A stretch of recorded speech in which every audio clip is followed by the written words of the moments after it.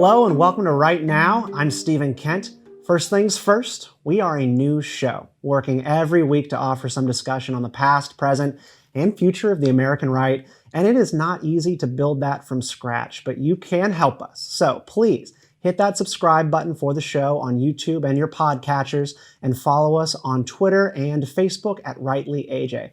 Tell a friend, tell your mom, dad, sister, brother about Right Now from Rightly, a place where the next generation of conservative and libertarian thinkers aren't trying to sell you a MyPillow or gold. So, do you remember the Tea Party? Big question. Armies of conservative Americans in Founding Father cosplay taking to the streets to stop government expansion into the healthcare sector. You might remember Obamacare, the Affordable Care Act, which at the time was projected to cost about $980 billion and cost a bit more in the end. But there was drama, there was pageantry, there were organized protests and weeks of massive demonstrations by Republicans and concerned citizens alike on the Washington Mall. That same party, that same group of people, and you know who they are, they said virtually nothing to stop the passage of President Biden's $1.9 trillion American Rescue Plan, a spending package featuring not just direct checks to Americans, both wealthy and poor, to stimulate an economy which is finally being allowed to operate somewhat normally, but also loaded to the brim with special interest handouts and huge expansions of the welfare state. The welfare state, the Republican Party, the conservative small government party, did nothing to stop that. But who cares? It's only debt. My co-host, Brad Polumbo, cares. He's the opinion editor at the Foundation for Economic Education. That's fee.org. He has many thoughts on that. And we're joined today by journalist Zaid Jilani. Welcome, sir. It is nice to have you here with us. It's great to be here. Yeah, well, let's just start here. Zaid, you are a pretty progressive guy, but you're also intellectually honest. And I would really love to know from you, why did the GOP not show up to this fight, if you would even call it that, over Biden's spending plan? Look, I think in some ways the vote on this bill kind of served both parties, right? Thanks to the Georgia elections, the Democrats actually had control of the Senate this time. The last 5 stimulus bills, COVID bills, were passed on a bipartisan basis, right? This time the Democrats didn't have to be bipartisan if they didn't want to. They had the reconciliation process. So this sort of allowed them to build the bill in the way they wanted to. They dealt with a lot of their priorities, like, for instance, state and local spending, pension funds, so on and so forth. And they were able to kind of dodge some GOP demands on things like school reopening. This allowed them to pass the bill on partisan lines. The Republicans, on the other hand, they did want there to be some type of bill, some type of legislation, just as they wanted to pass the previous 5 bills. But because they didn't really need the Republican votes to pass this bill, it allowed them to basically offer party line opposition to everyone who voted no, without necessarily having to be too vocal about it. Because it's about hypocrisy, right? It's right. about being visible in your going against what they just did. It was $900 billion, I think, for Trump's stimulus package that he put forward for COVID, that they were very gleeful to support and did so many times. But they just didn't fight. There was a difference between the two packages, right? I mean, this latest package that Biden pushed through, it had the $350 billion for state and local bailouts, even though there wasn't actually really a revenue crisis. So I mean, I think that's the issue here is, like, the Republicans didn't want to support it for reasons such as that, so they all voted against it. But the reason they're not too vocal about it, I think, is because the bill also had a lot of popular stuff. Like, if you surveyed people about certain COVID-related elements, I think it was actually fairly popular. So they didn't want to be seen, I think, as being too opposed to a bill that did include things that I think a lot of Americans wanted, including stimulus checks, including a child tax credit, including some aid related to COVID-19. I think that's why the Republicans focus on things like the state and local government supports, like certain kind of spending that's viewed as more special interest oriented, or at least towards more niche parts of the economy and sectors. The popularity part is important. It's called the American Rescue Act. It's a really nice sounding bill. I think people are inclined during this weird time of crisis to support stuff like that. But I think we all know at this table, it was filled with tons of stuff that had nothing to do with COVID. And so it really comes down to Republicans not telling people about it. Of course it's popular. Face planted on this because I think it was a very popular bill. Every poll showed that. Right. But if people knew what was in it, it wouldn't have been. I mean, even PolitiFact, we would all agree, is a liberal or nonpartisan fact checker, found 90% of the bill not directly related to COVID. You had $350 billion in there for bailing out state and local governments and $15 to $20 billion for vaccines. So this was very much a partisan bill, full of partisan wish lists. And I think Republicans dropped the ball on opposing this, but maybe that's because they had so little credibility left after the Trump years on fiscal issues. Yeah, Zed, was Obamacare popular? Did that poll well with most people, like the idea of having universal access to healthcare? I think so the idea of universal healthcare pulled fairly well. I think as the ACA was moving its way through the process, it got more and more unpopular. And then partly that was the actual process used to compile it. It was done in a manner, I think, that alienated a lot of people. But I think when the bill was actually passed, it was quite divisive, although individual components of the bill were quite popular. So it sort of formed, I think, an easier sell for the Republicans to just flat oppose it, because the process alienated some people, and there were also some components of the bill that alienated people. When it comes to something like this, I just think after the COVID-19 crisis is going through, it's very hard to get down to the details of these bills and actually, as Brad was suggesting, highlighting portions that may be unpopular, because I think there is a much larger public demand for COVID-19 related aid. And when it came to the ACA, I don't know that there was a massive public demand for doing healthcare at that point in time, because a lot of people wanted to focus on the economy, double-digit unemployment, so on and so forth. So it was a little bit easier of a sell, I think, for Republicans to really ramp up the opposition to a bill like that.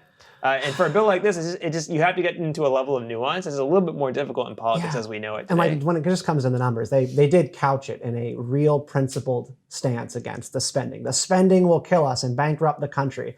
And Obamacare, by and large, cost just as much as like Trump's version of COVID stimulus.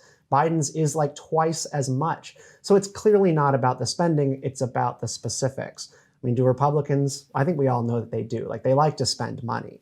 But when it comes to the government's role in our lives, it seems that they have literally changed. Like, they do not believe what they believed 10 years ago about what government owes people. So I think that might be making more of a conclusion than we can actually draw, because these are really unique circumstances. Republicans did vote for the $2.2 trillion CARES Act in March. They voted for a $900 billion stimulus bill. But the COVID disaster was pretty unique circumstances, once in a lifetime emergency. We're already seeing a lot of these Republicans return to talking about the debt, return to talking about interest payments. With no credibility.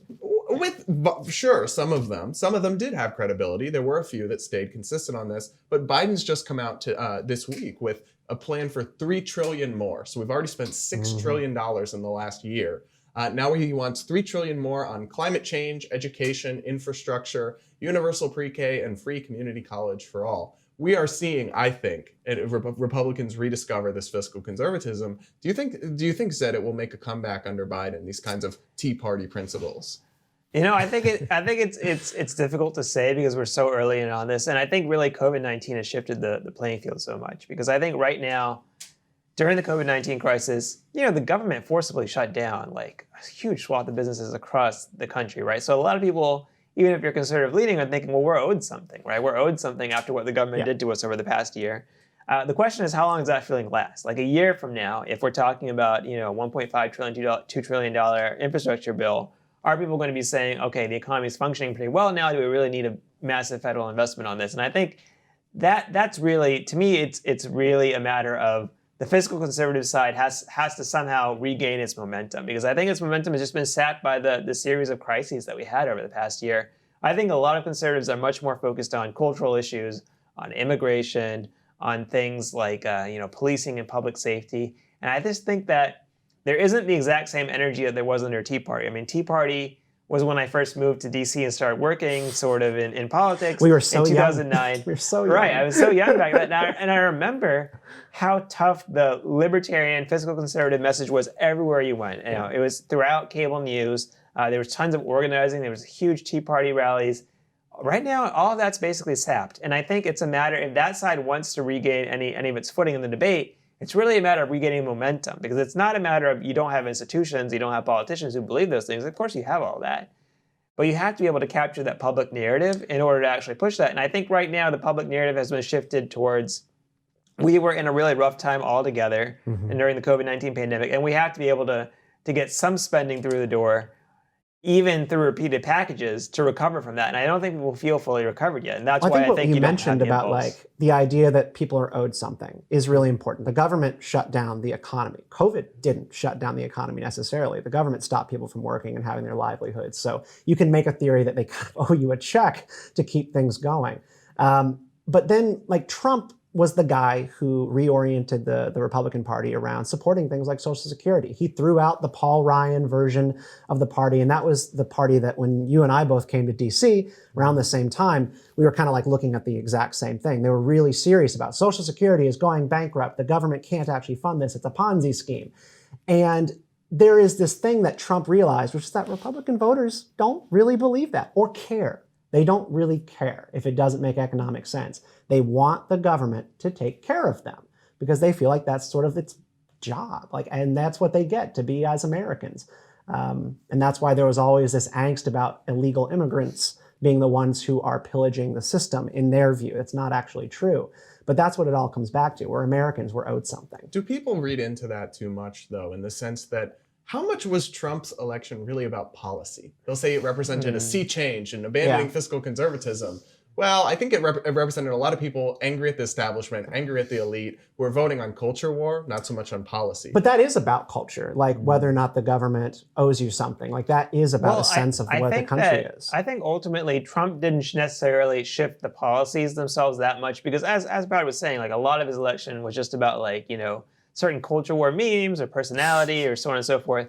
However, he did kind of prove that you can go all the way through a Republican primary and just dissent from tons of different GOP orthodoxies, whether it was on Iraq, whether it was on trade, whether it was on Social Security and Medicare, him saying he didn't want cuts there, that the Republican voters are not necessarily going to punish you for taking those positions. Now, when he actually didn't he govern as fairly standard fiscally conservative with the exception of trade?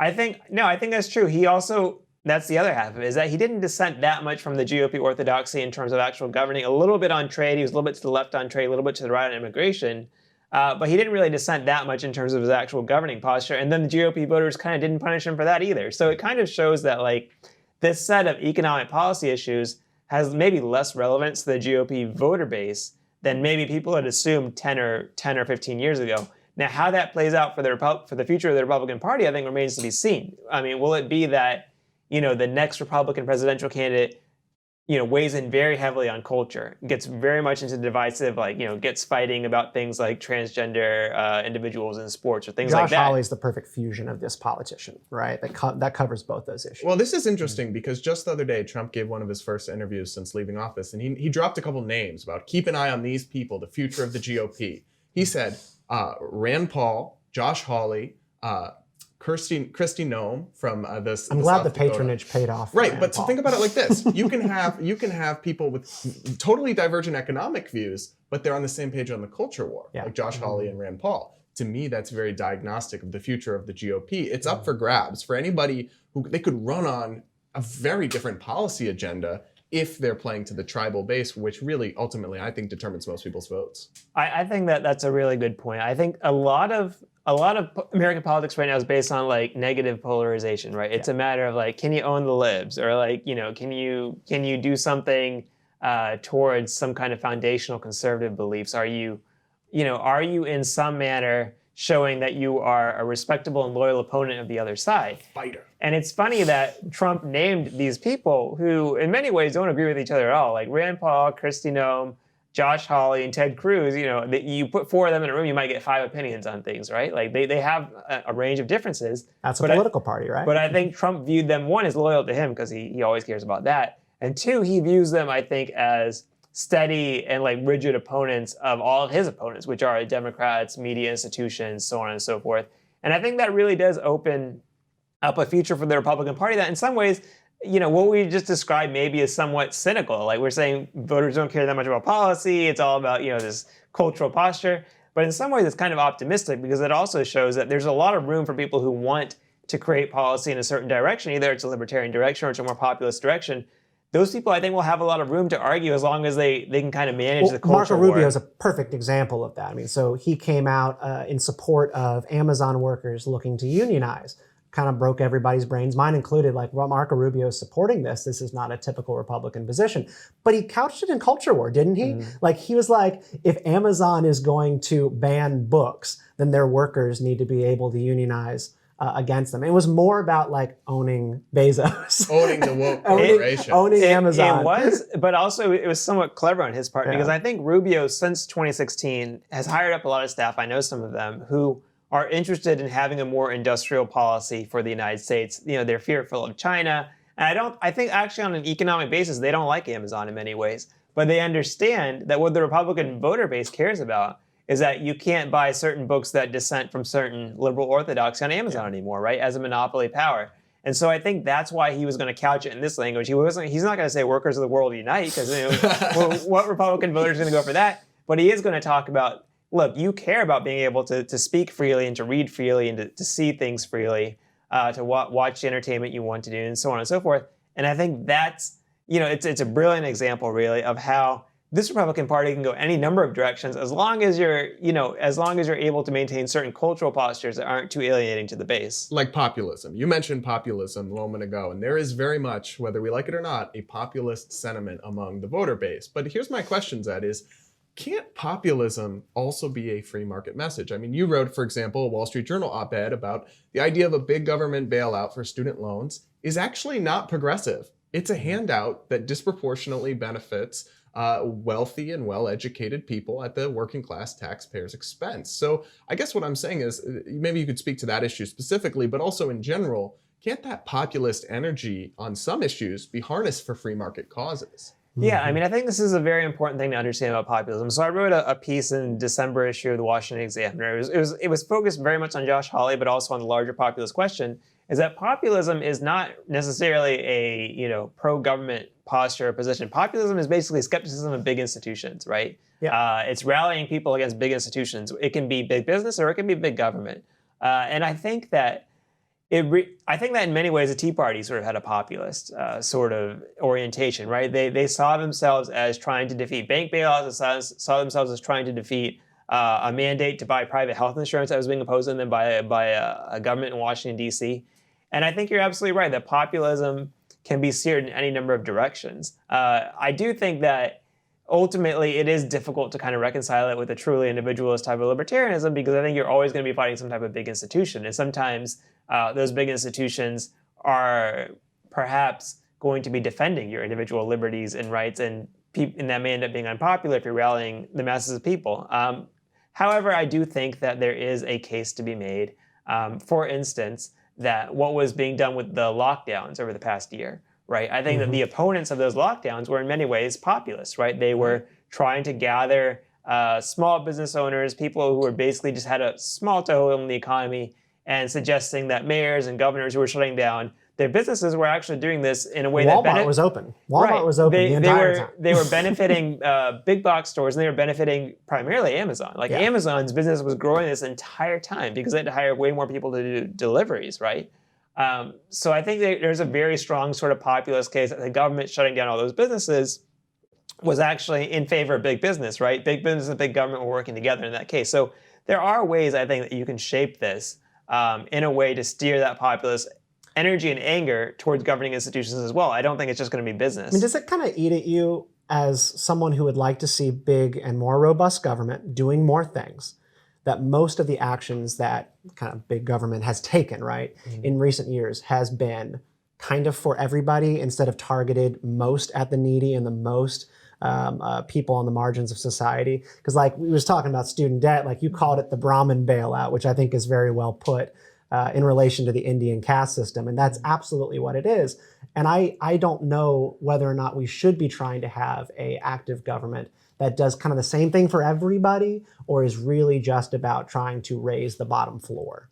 Yeah, I mean, I think a lot of times these debates get strung in between the idea, do you want an active government or do you want an inactive government, a small government or big government? For me, it's not, I'm not saying that victory is declared once the government spends a certain amount of money or there's a certain number of agencies or so on and so forth, right? Goal. It's I try to look at it, piece by piece. What does the government do effectively? What does it not do effectively? There's certainly certain things that the government doesn't do very effectively. I think, rent control is a classic example. Even if you put 100 liberal economists in a room, most of them will probably say rent control is generally doesn't benefit most people anyway. It benefits a small group of people. But I think there are other examples that have been fairly effective. And I think, for instance, this is something where Mitt Romney in 2012, presidential candidate on the Republican side, and Joe Biden have found some agreement in that there should be some sort of expanded child tax credit or allowance to support families, to support people who are raising kids. I mean, it's a cash transfer that I think makes a lot of sense because it's encouraging people to do something that's pro-social and, Biden's pro-NATO. package does that, right? Like Right. there's child tax credits in there. I have one child, 10. I'm supposed to be getting, I guess, now like a bonus every month or something. At some point that's supposed to happen. I don't know when.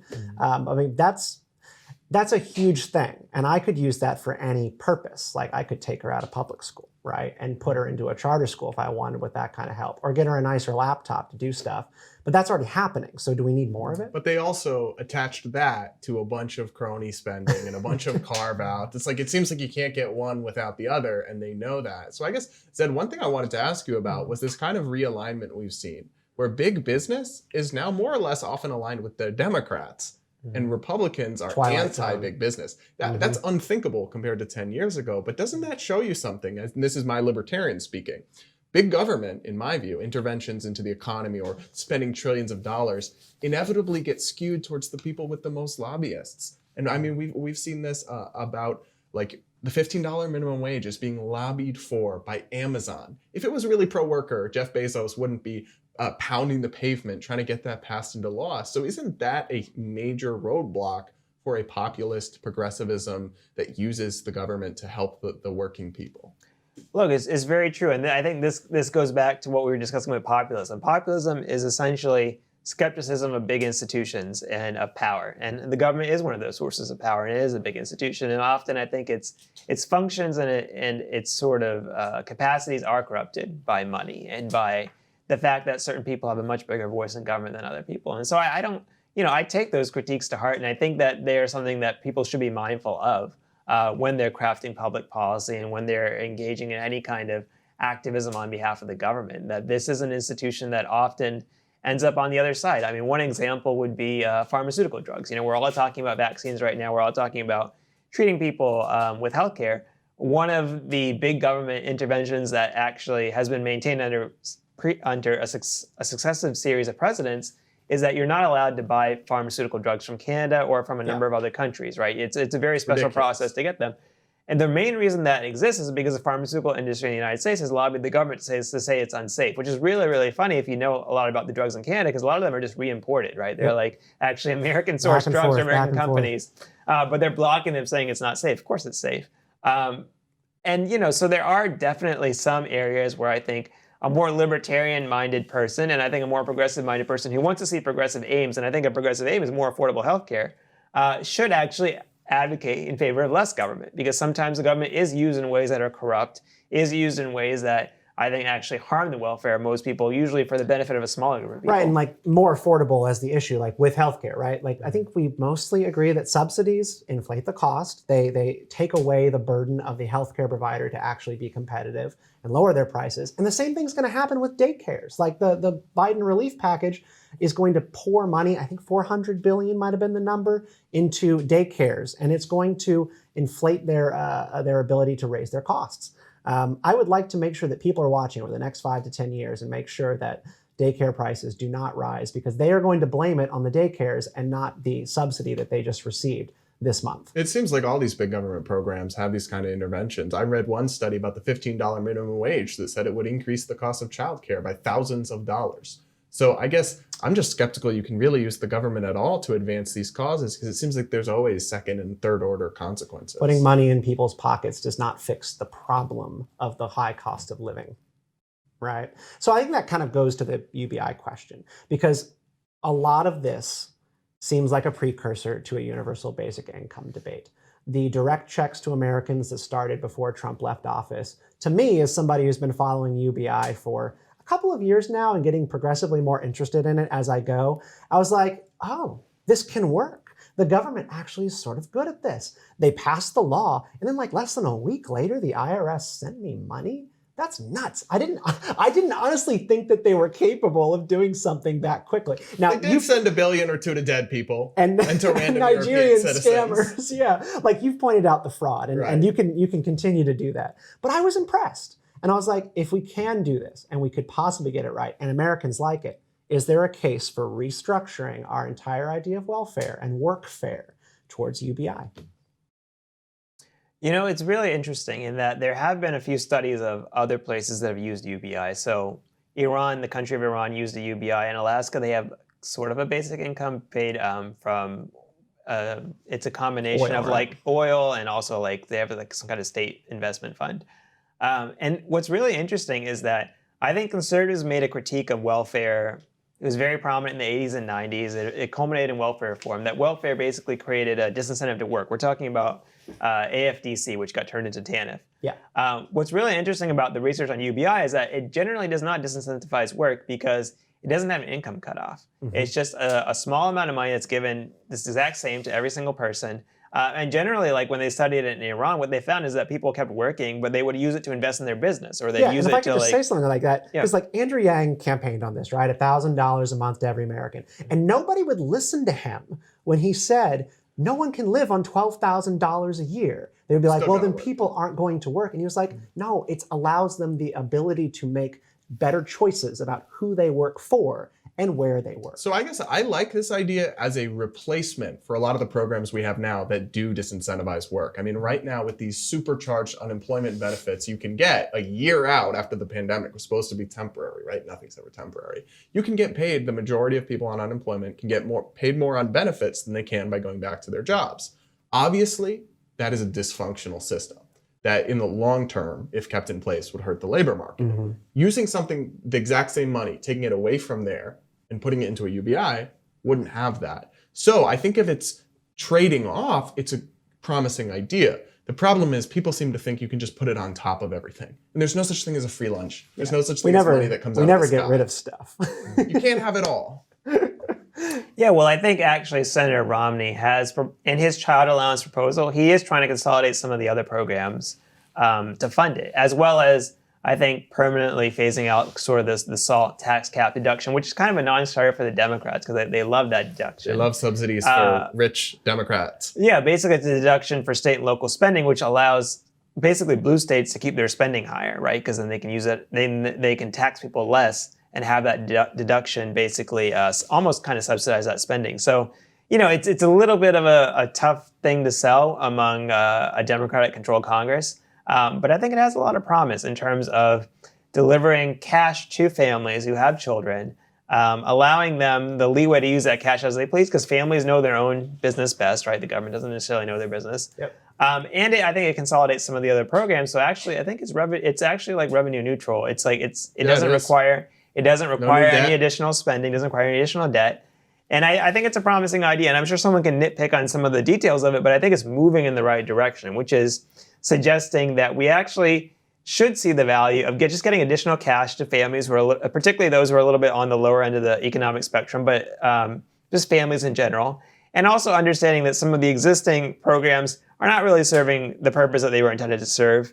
And I think, he's kind of, Romney is a very interesting figure because I think in 2012, he didn't propose anything like this because we were still in the Tea Party mindset, right? Everything the government ever does is wrong. Just don't even think about it. But I think now Romney is moving to a place where he understands there are some interventions that can be helpful, and there are some interventions that can be harmful. His more moderate mindset about this, I think, is allowing him to get to a policy that I think we can wrestle with and I think we can actually make into something workable. Yeah, and I think what you're putting your finger on there is the old idea, particularly in conservative circles, that the government is somehow neutral and that when the government has a policy, that it is not expressing a value. Like the idea of workfare, that you have to work a certain amount of hours or present evidence that you're looking for a job to receive welfare is one thing. But then that the government also should express virtues that it has, like UBI, that like if you are a mother and staying at home at work, you should be getting paid for that. Like that is a value thing.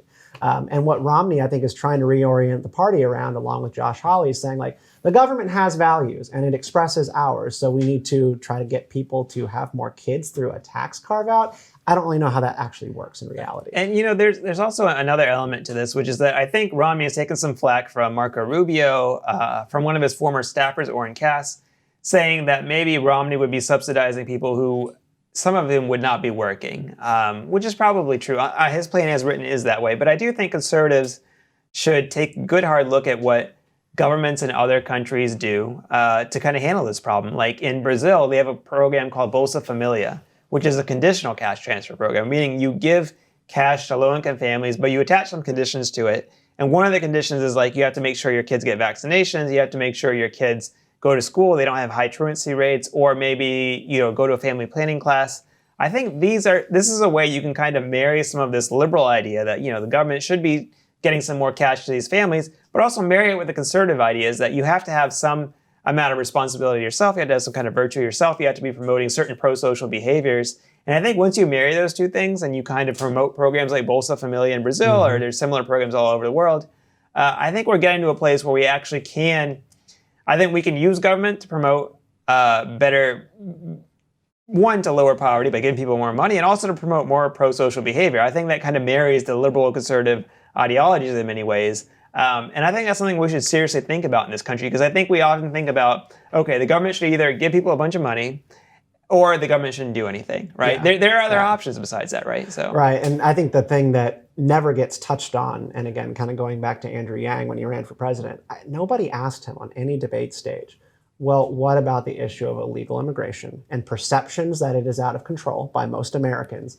and that they're going to be getting UBI checks too, right? And if you're paying into it with your taxes in theory, not like the math actually works out, that people who are not Americans are taking those benefits, right? The thing that you are supposed to get as a perk for being American. I don't feel like we're ever going to be able to have a universal basic income debate in earnest until we deal with immigration, the thing that is still tearing this country apart as we speak, and it's not getting any better. It's unfortunately not an issue that looks like it's going to be solved with an easy solution. It's plagued us under one president after another, and then flip-flopping on policies back and forth just creates more uncertainty and more chaos.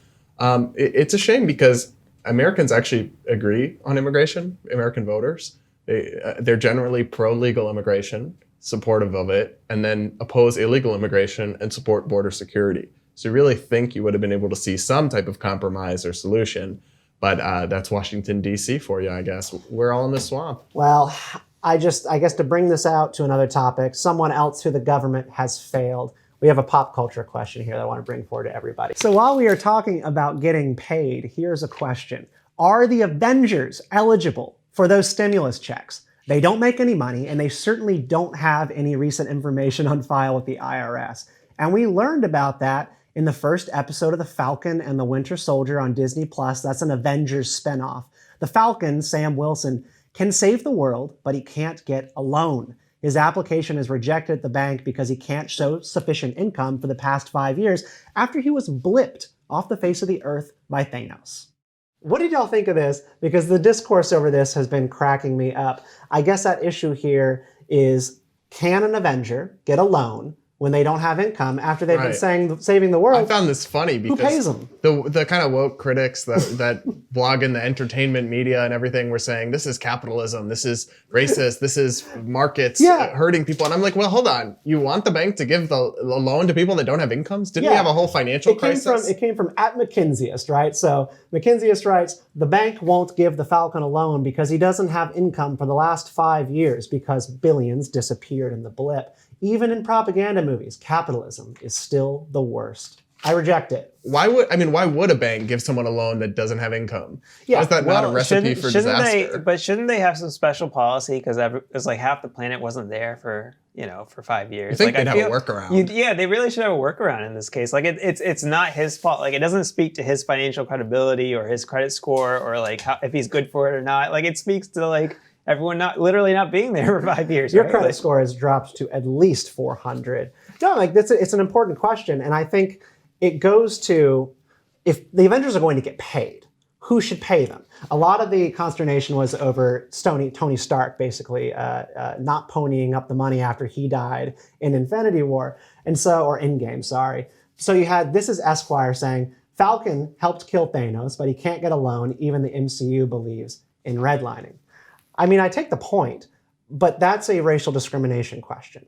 And so if Sam goes to the bank, Falcon goes to the bank, and he asks for a home loan, he doesn't have income, are they not giving him a loan because he's black, and Peter Parker went in there a few minutes ago and he was able to get a loan, then that's redlining. But we're just talking about a bank not doing a loan if you can't pay it back. In theory, that's good. And you don't want banks giving loans. The funny thing about the Avengers, too, not actually having a clear source of income is in the real world. It's always a question of how close do you make superhero movies and shows to the real world. In the real world, I bet they could start a Patreon or a Substack or a GoFundMe and get millions. I mean, Zed, you're very plugged into that side of the internet economy. I know like podcasters who get tens of thousands of dollars a month from Patreon. Don't you think that the Avengers could? Yeah, I mean, they could crowdsource the Avengers, I guess. In theory, it's an option. I think that, it's interesting though, because like you're right, like Tony Stark was mad rich, right? And like he should really just have like an Avengers Foundation. And you can just like use it as a tax write-off or something and like finance the Avengers. Like, and everybody's better off. It seems like it's a doable thing. Like, isn't pay a corrupting influence? Because that's another thread here of this controversy. Who's on the board of that foundation? You know that show, The Boys, on Amazon? Like they were on the payroll of a major corporation in that show, and it was about the corrupting influence of yada yada yada. So if Stark Industries or even a foundation is paying the Avengers' salaries, you're going to feel the nudge to do things at some point that benefit that foundation or corporation. And if they work for the government, then right now, like the supervisors, they work for the government, they're paid by the government, and they're going to take cues from governments. They should only be paid by the people. So that's your hot take. I think GoFundMe is the best thing for the Avengers because that's the least corrupting. All right, these are important questions.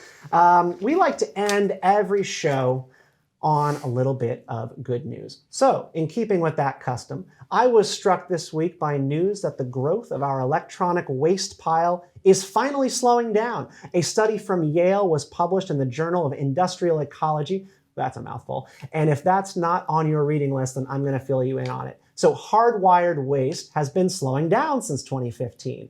A big reason for that is kind of what you already know. Like we've already thrown out all of our bulky TVs and our computer monitors and our extra this and extra that, but we are actually condensing everything down onto smartphones. Like everything that we need is on the smartphone, the camera, the television, the shows that we watch.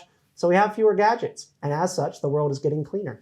The study's authors hope that the information is going to take lawmakers towards seeing waste as a resource rather than a problem. So that's pretty good. I'm impressed by that. Yeah, I think it is a good one. So for my positive trend that I just noticed recently was you've seen so many headlines lately about anti-Asian violence or about bias crimes or hate crimes, but actually the data and studies show that from 2019 to 2020, hate crimes overall decreased 7%. So while there's certainly serious problems on a lot of these issues, things are not actually getting worse all the time in every way. What was that date range? From 2019 to 2020. What do you think about that, Zid? Yeah, I mean, I think it's very possible because I think a lot of what's being covered right now, it's mostly like it's common crimes, right? It's like assaults, it's robberies, it's things like that. So we don't have like we don't necessarily have reason to think that hate crimes in particular were surging over the past few months. That being said, we won't get a really good figure on that until like the FBI releases its crime report, which will be like in a year or something for 2021. But I do think, hey, everyone was locked down, everyone was shut inside. If somehow hate crimes were still going up, that'd be a really bad reflection on the United States. Right. So, in that scenario, you would expect them to go down a little bit, given that people just aren't out and doing things as much. So, I think it's with a grain of salt, but I will take it as good news. Zed, do you have anything that you are interested in this week in terms of good things? Yeah. So recently, we hit over 3 million people vaccinated a day here in the U.S., and I think that's just amazing. If you go back to like March of last year, February of last year, people were telling us we wouldn't even have a vaccine right now. A vaccine was a year and a half or 2 years out. Very few people thought that Trump would make good on his promise through Operation Warp Speed to even have a vaccine before he left office. And now we're looking at a situation where our majority of our seniors will be vaccinated, where the United States will be consistently in the top 3 countries in the world in terms of vaccination rates, along with Israel and the United Kingdom. So I think we're actually, we've had a really rough year with COVID-19. People are down for understandable reasons. But I think we're actually going to start coming out of it a bit here. And partly that's due to the ingenuity of really great scientists who worked their butts off on this. And the systems are actually working. We're actually getting these out to people. We're actually starting to recover from this pandemic. And I think we should all be really optimistic about what the future. Maybe we'll see another roaring 20s. So verified true. Couldn't end it on a better note than that. All right, thanks for joining us. And remember to subscribe on YouTube and your podcatcher and leave us a comment if you would like. I will respond to it personally. And you can also like us at RightlyAJ on Twitter and Facebook. We'll see you again next week for Right Now.